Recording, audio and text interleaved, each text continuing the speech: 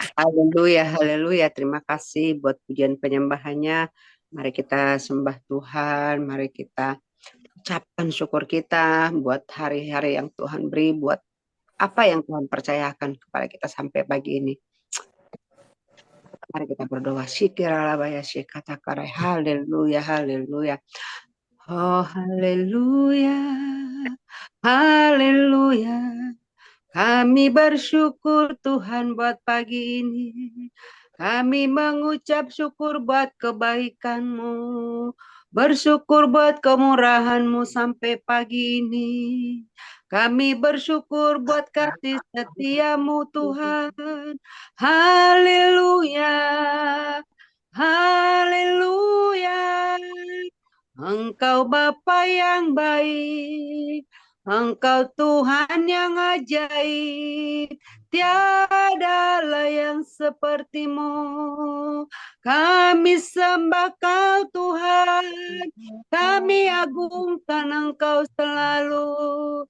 Sebab Engkaulah Tuhan dan Raja kami. Kami bersyukur buat pagi ini. Kami bersyukur buat napas yang Kau beri. Kami berterima kasih buat kasih setia-Mu. Segala perkara dapat kami tanggung di dalam Engkau. Kami bangga punya Tuhan yang ajaib. Ini hati kami Tuhan, mari sembah Dia. Kami angkat tangan kami kepadamu. Kami berikan hati kami. Haleluya, haleluya. Engkau Bapa yang setia. Engkau Bapa yang tak pernah meninggalkan kami. Terpujilah Engkau Tuhan. Terpujilah Engkau Yesus. Haleluya, haleluya. Engkau ajaib, Engkau perkasa, Engkau bertanggung jawab atas perbuatan tangan-Mu. Sungguh kami mengucap syukur. Terima kasih Yesus buat keselamatan yang Kau beri, buat pengorbanan-Mu untuk selamatkan hidup kami Tuhan. Haleluya, haleluya.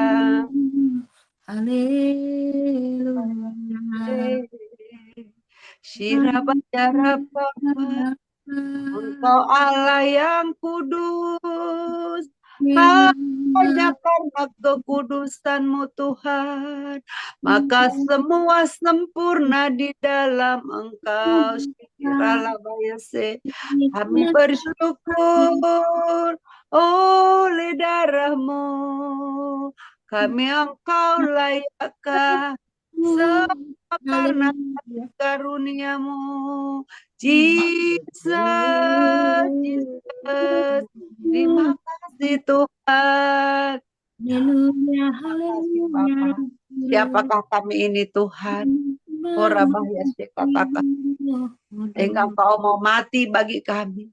Oh, kami bersyukur punya Allah yang luar biasa.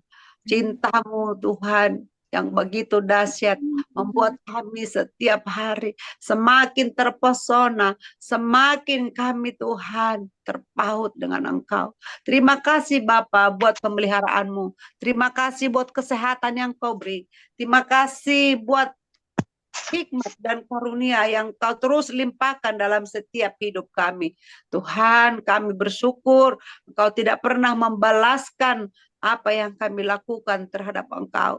Tapi Engkau begitu mengasihi kami. Terpujilah Engkau ya Bapa.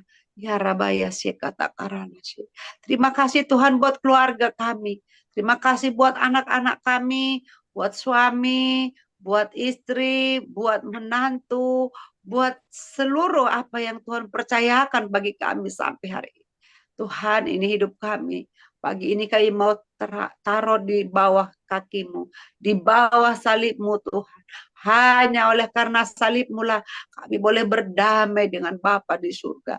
Thank you Jesus, thank you Lord. Engkau dahsyat, Engkau perkasa, Engkau ajaib dalam hidup kami Tuhan. Haleluya, haleluya. Terima kasih Bapak, terima kasih. Ini hati kami Bapak, mari Bapak Ibu datang lebih lagi ke dalam Tuhan. Nikmati hadirat Tuhan. Haleluya, haleluya. Mari bicara kepadanya Tuhan. Waktunya Engkau sampaikan segala unek-unekmu, segala keluhanmu. Silakan doa, saya kasih waktu 2 menit. Sekiranya sekata abaya sekarala bayas. Haleluya. Haleluya. Haleluya. Haleluya. Haleluya. Oh, haleluya. Haleluya. Haleluya.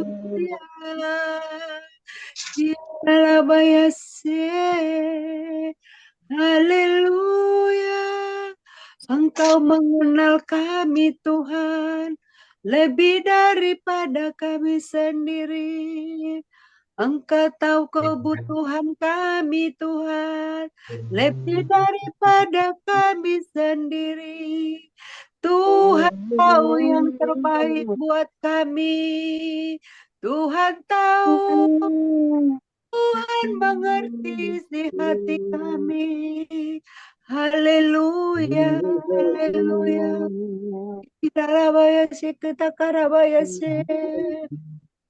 Haleluya, haleluya. Hadirat-Mu Tuhan penuhiku, haleluya. Kekudusan-Mu Bapa lipatku,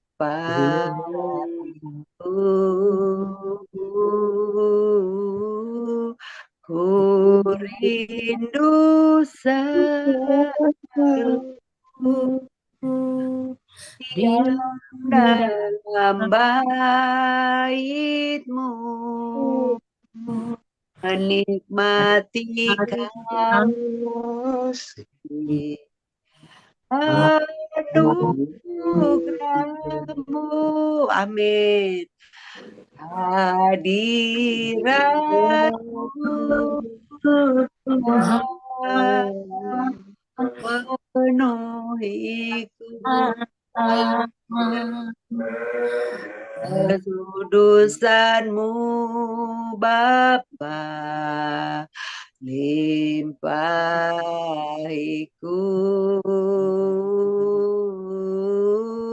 ku rindu selalu diam dalam bait, menikmati kasih anugerah-Mu, menikmati kasih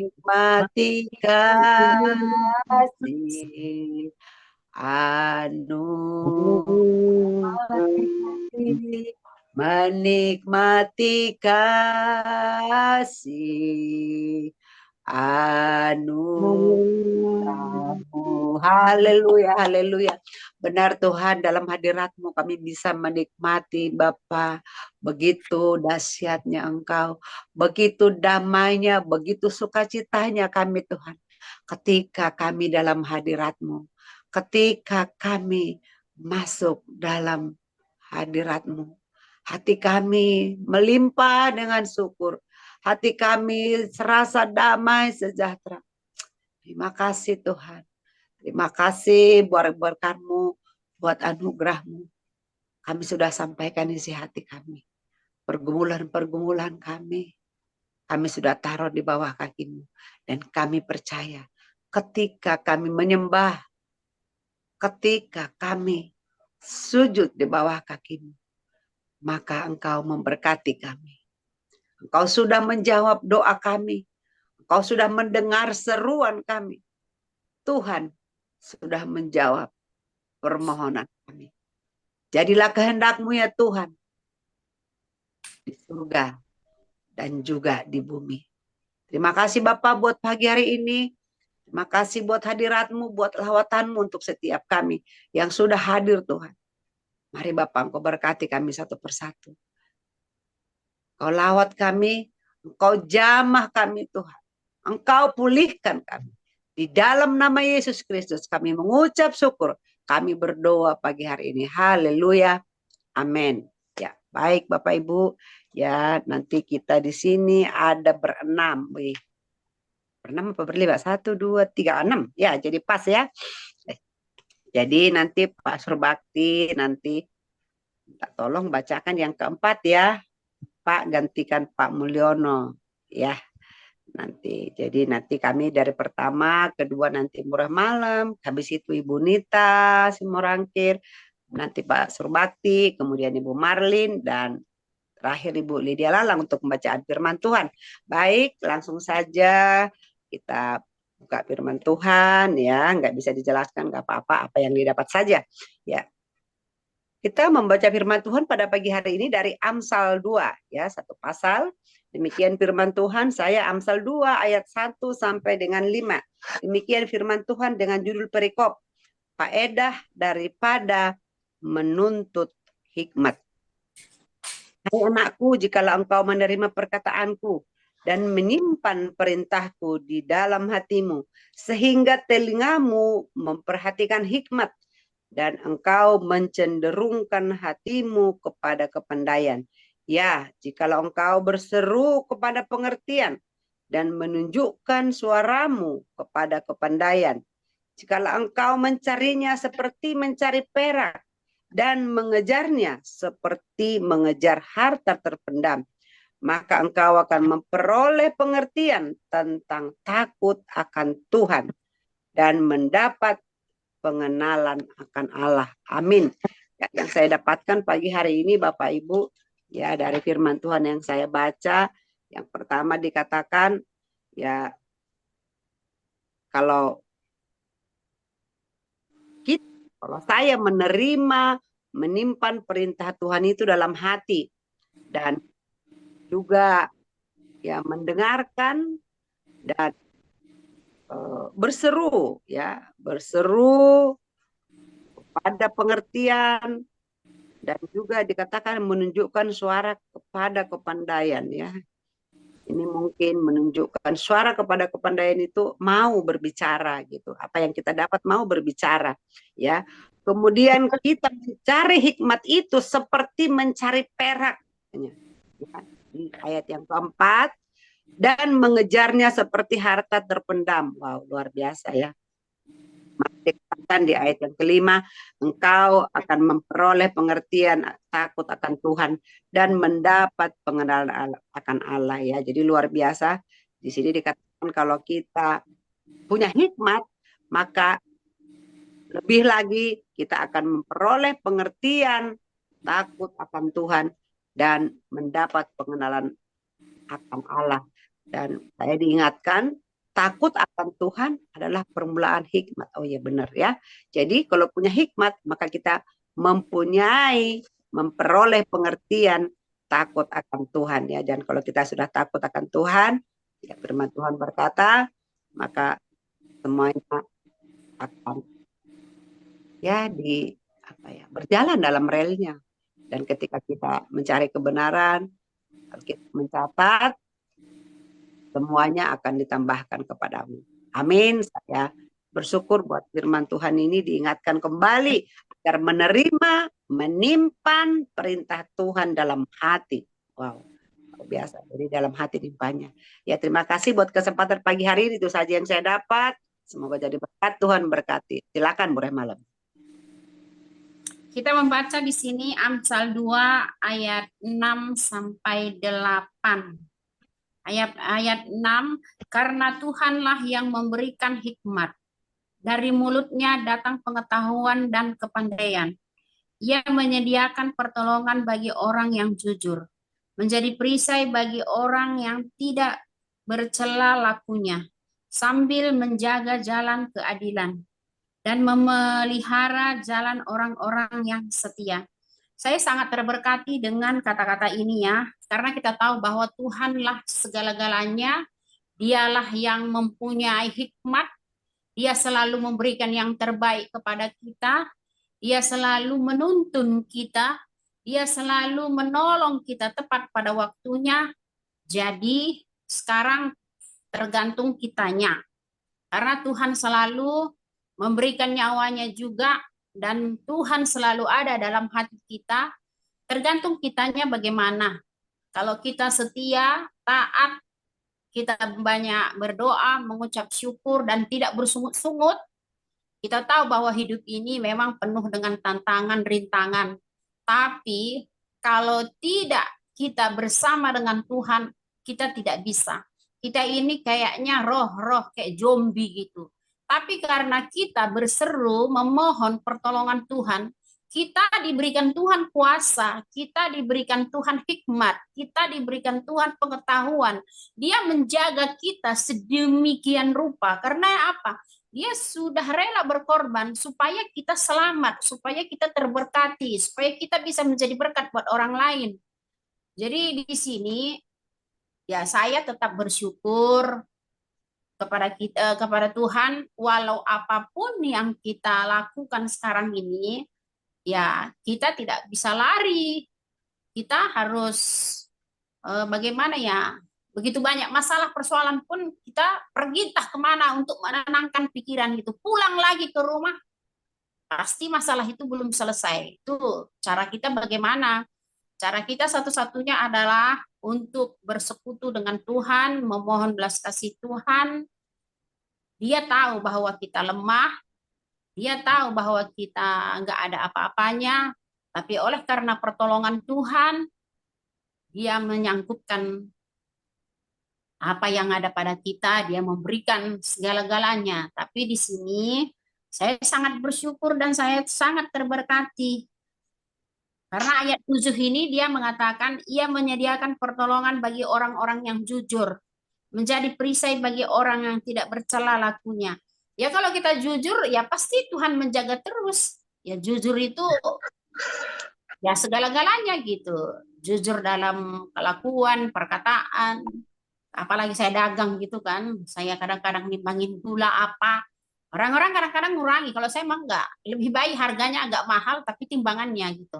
Saya jual apapun gitu, saya ya buktikan bahwa saya anak Tuhan gitu. Kalau pikiran saya rezeki memang Tuhan sudah sediakan, pasti Tuhan sediakan. Ya, kalau kita percaya kepada Tuhan itu aja. Terima kasih. Amin. Amin, amin. Amin, terima kasih. Amin, amin. Ya, makasih Bu Rema. Silakan Bu Nita selanjutnya. Lanjut. Makasih buat Ya, sering itu luar gimana? biasa lanjut ya. Ya, Oke, aku silakan. baca ayatnya ya. Amsal 2 ayat 9 sampai 11 ya. Ya.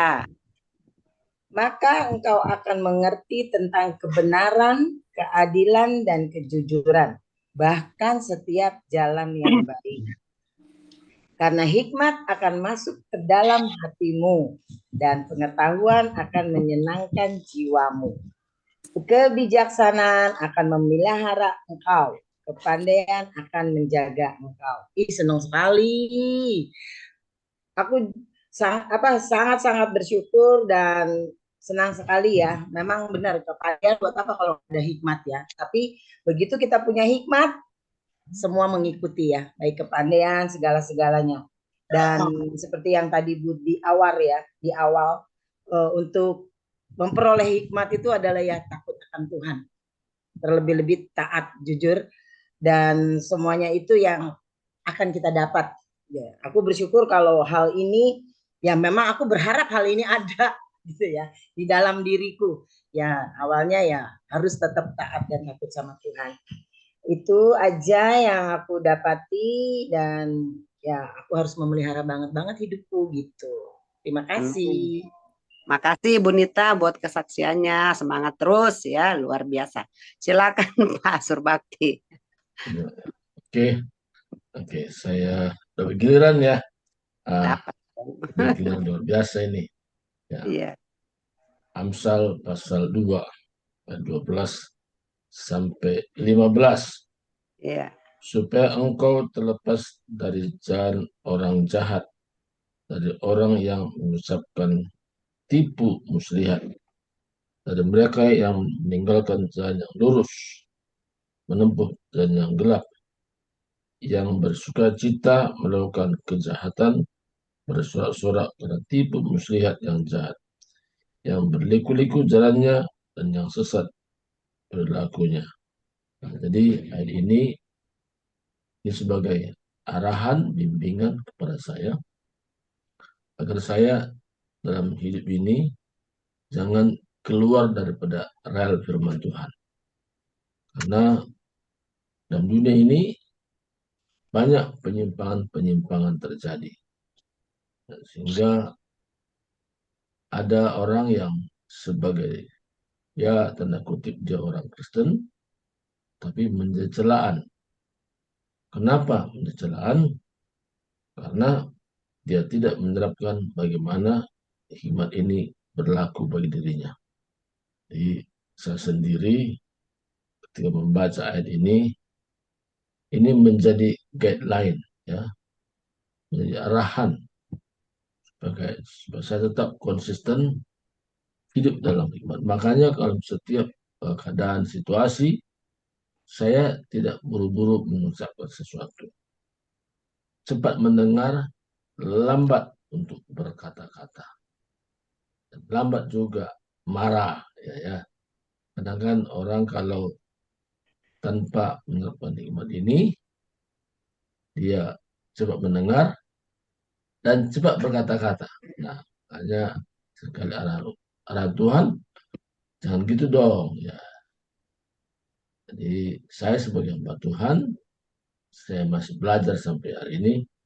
Ketika ada masalah, saya belajar untuk mendengar dan belajar juga untuk berdiam diri. Nah, ketika saya menghadapi ada satu permasalahan yang ada kaitannya dengan saya merenung dan apa yang saya lakukan tindakan. Hanya saya belajar berdiam diri. Berdiam diri adalah berhikmat. Saya pikirkan kalau saya ngomong tambah lagi beban berat yang dialami oleh seseorang. Minimal saya tidak menambah beban berat orang itu. Jadi saya banyak belajar sampai hari ini. Dan Tuhan memang terus membuka peluang-peluang. Pertama, secara rohani, saya diberikan Tuhan pengertian, sehingga dalam melayani Tuhan, ada hikmat-hikmat yang baru yang diberikan kepada saya. Inilah bantuan yang singkat yang saya bisa mengerti dari pembacaan dari firman Tuhan ini, dan tidak mudah terseret pada hal-hal duniawi. Berarti serahkan kepada ikhtiar. Ya. Ya, haleluya. Ya, terima kasih buat sharingnya Pak Surbakti. Belum terakhir ya. Sekarang Ibu Marlin, silakan Bu Iya, Marlin. oke. Amsal 2 ayat 16 sampai Buka kameranya. begini biar bisa Silakan. kebaca. Ya. Supaya engkau terlepas dari perempuan jalang, dari perempuan yang asing, yang licin perkataannya, yang meninggalkan teman hidup masa mudanya, dan melupakan perjanjian Allah.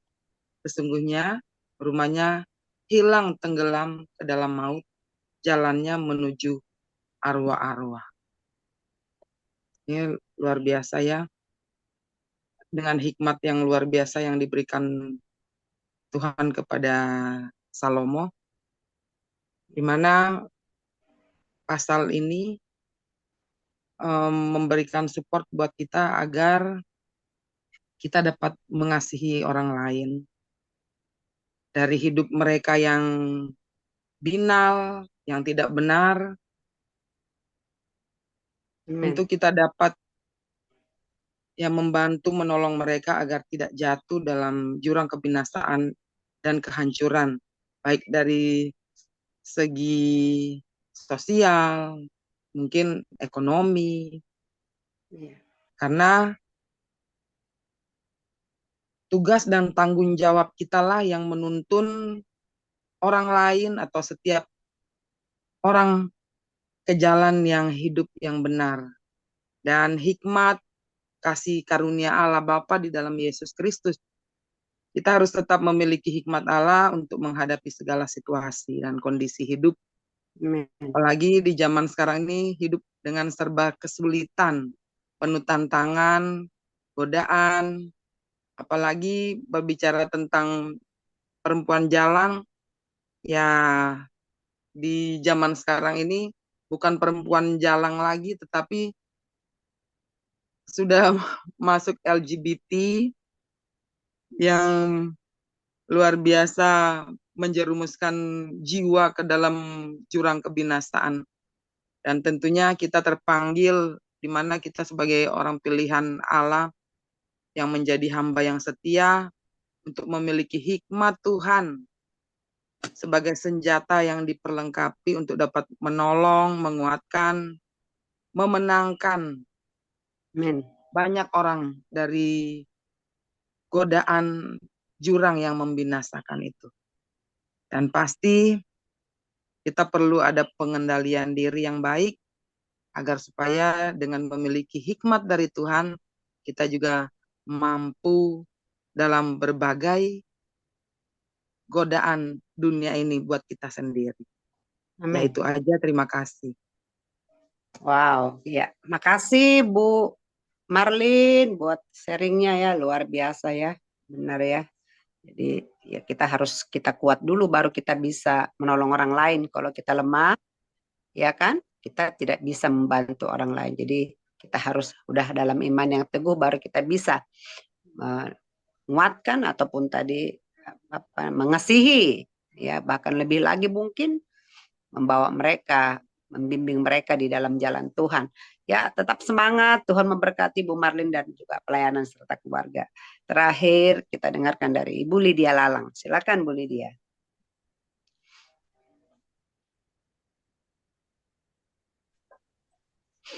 Saya Amsal 2 ayat 20 hingga 22.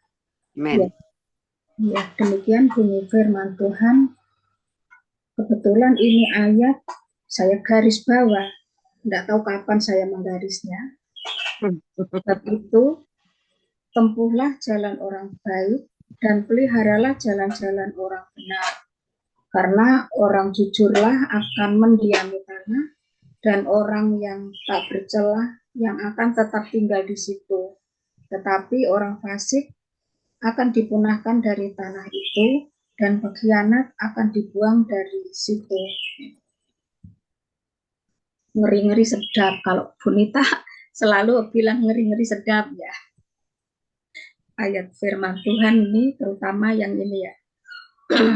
Orang fasik akan dipunahkan dari tanah. Saya nggak tahu ya apakah yang akan saya sampaikan ini ada sangkut pautnya dengan firman Tuhan ini, tapi saya seperti tergerak untuk menyampaikan pagi ini.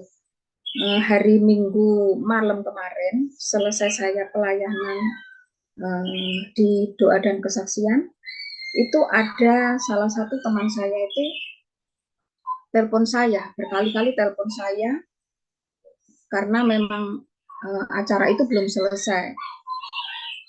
Dia bercerita bahwa dia lagi dekat dengan laki-laki yang jauh di bawah umur dia.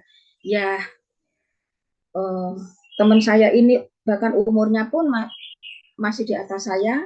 Dia bergaul dengan laki-laki umur 29 dan dia ini mantan pengikut satanik.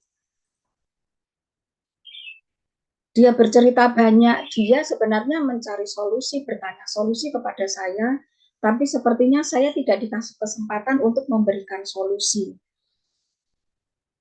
Dari inti yang saya dapat dari pembicaraan dia, dia ini sedang apa ya? kalau anak remaja sekarang, apa Bu Tiar namanya ya? Puber. Nah, iya, seperti anak puber begitu. Jadi dia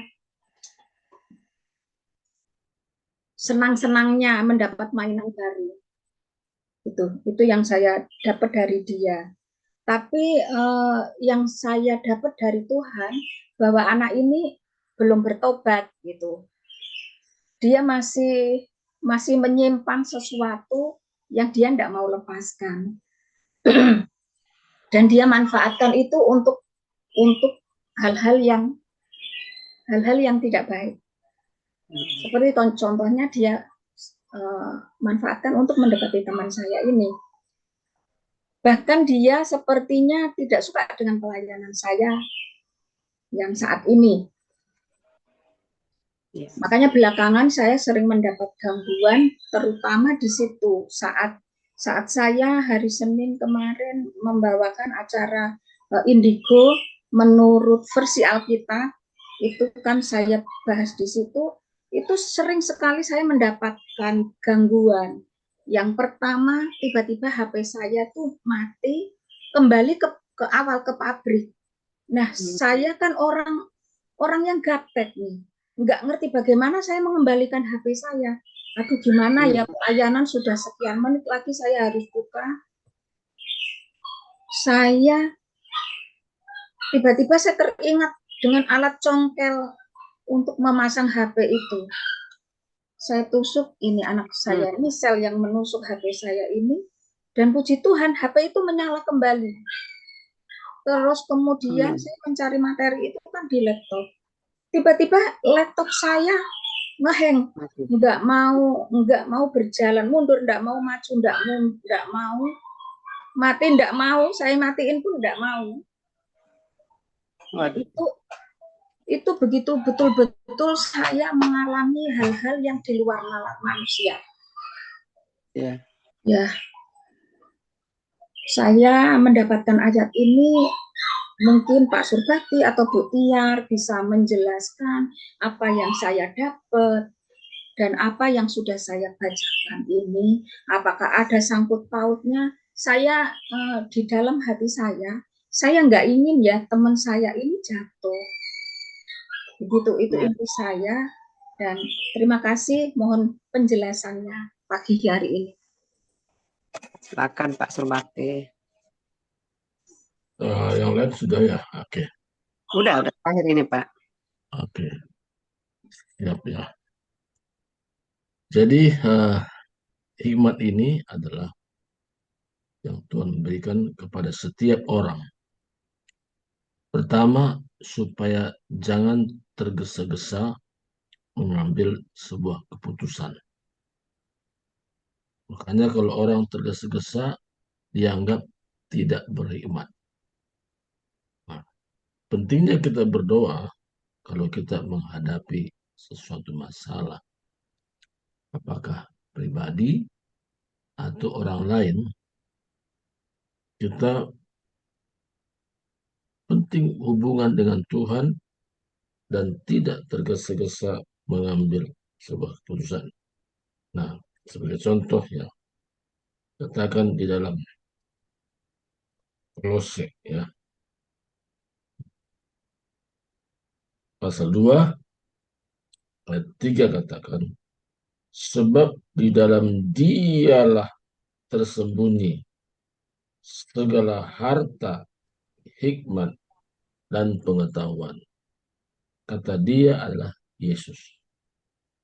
Sebab dalam Yesuslah tersembunyi segala harta, hikmat, dan pengetahuan. Jadi, saudaraku, hari ini Tuhan membimbing kita supaya berpusat kepada Kristus, sehingga dalam perkataan dan tindakan kita bukan lagi menurut apa yang kita kehendaki, tapi apa yang Tuhan kehendaki.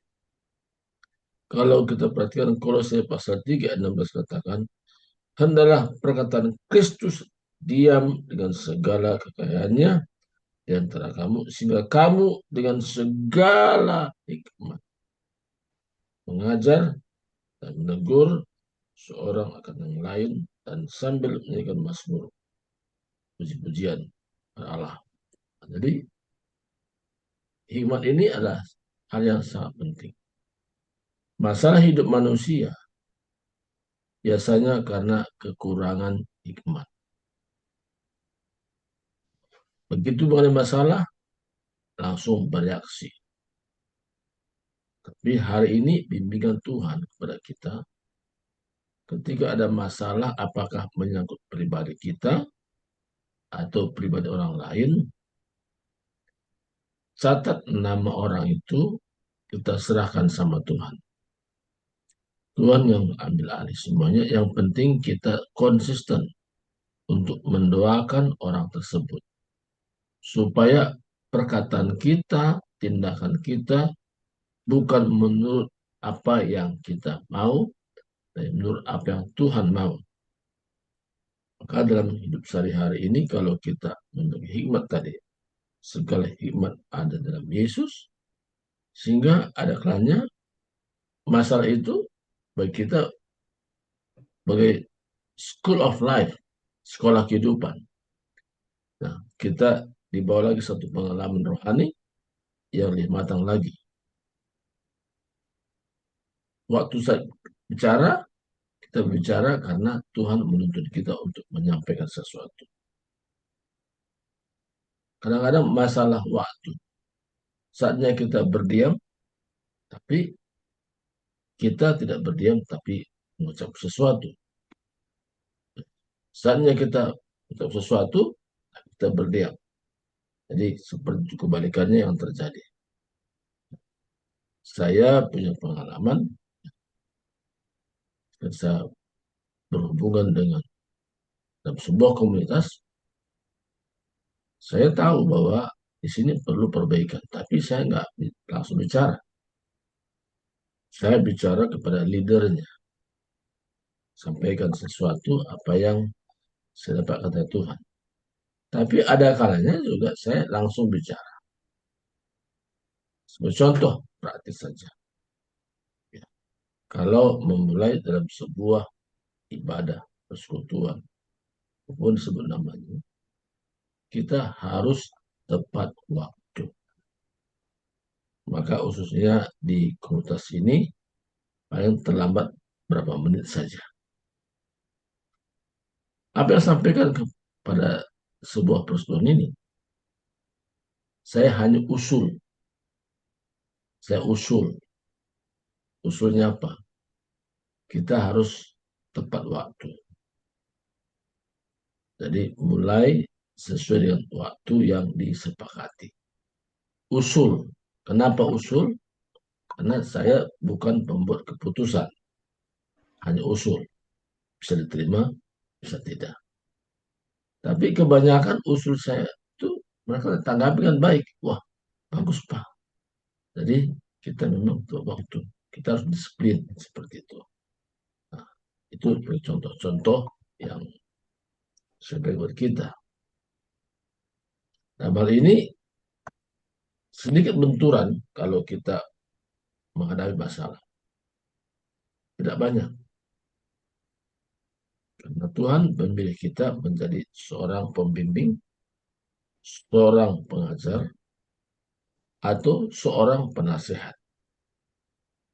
Seorang pembimbing, seorang pengajar, atau seorang penasehat.